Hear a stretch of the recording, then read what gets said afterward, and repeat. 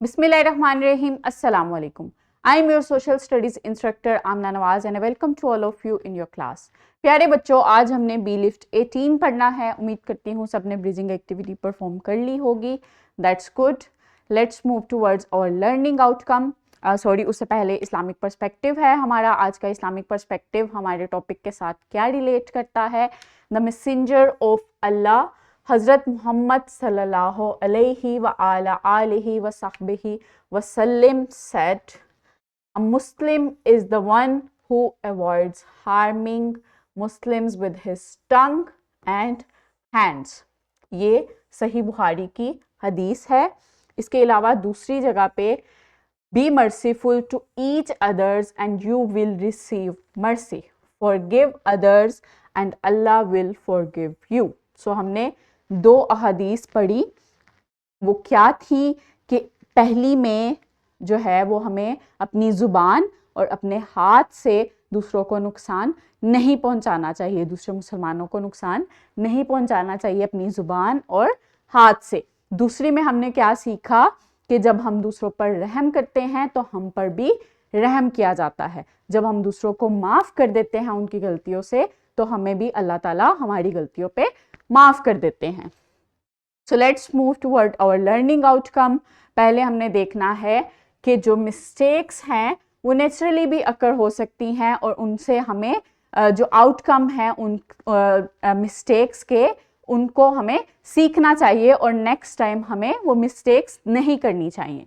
इसके अलावा हमने ये देखना है कि जब लोग जो हैं मिस्टेक करते हैं और उसके लिए माफ़ी मांगते हैं तो हमें उनको माफ़ कर देना चाहिए। इसके अलावा हमने आइडेंटिफाई करना है उन तरीक़ों को जिसमें हम दूसरों को नुकसान पहुंचाते हैं या दूसरों को हर्ट करते हैं और फिर उनको हम करेक्ट करते हैं माफ़ी मांगकर, सॉरी कहकर, और दूसरे जो हैं उनको भी हमें माफ़ कर देना चाहिए। सो ये 3 लर्निंग आउटकम्स हैं जो हमने आज अचीव करने हैं।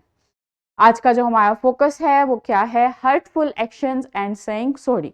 इसमें हमने बिलाल की स्टोरी देखनी है कि बिलाल ने किस तरह से अपने एक्शन से दूसरों को सॉरी कहने पे मजबूर किया। बिलाल जो था वो एक पार्क में आया और वहाँ पर कुछ ग्रुप ऑफ फ्रेंड्स के साथ मिला। उन्होंने उसको अच्छे से ट्रीट नहीं किया, जबकि उस ग्रुप में जब एक लड़की आमना जो है वो उसको चोट लग गई तो बिलाल ने उसकी मदद की। फिर उनको एहसास हुआ तो उन्होंने अपने बिहेवियर को किस तरह से करेक्ट किया। उन्होंने बिलाल से सॉरी किया और अपनी गलती पर, अपने बुरे ट्रीट करने पर बिलाल को उन्होंने माफ़ी मांगी और बिलाल ने उनको माफ़ कर दिया। सो जब हम दूसरों को हर्ट करते हैं, उनको बुरी तरह से ट्रीट करते हैं तो हमें क्या करना चाहिए?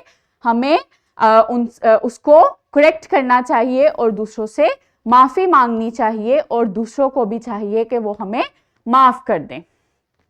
सो the next one is formative check and the last one class work and homework, जो कि आपने अपनी प्रैक्टिस बुक पे परफॉर्म करना है। उम्मीद करती हूँ all of you have done well. We will meet in our next session इंशाल्लाह। अल्लाह हाफिज़।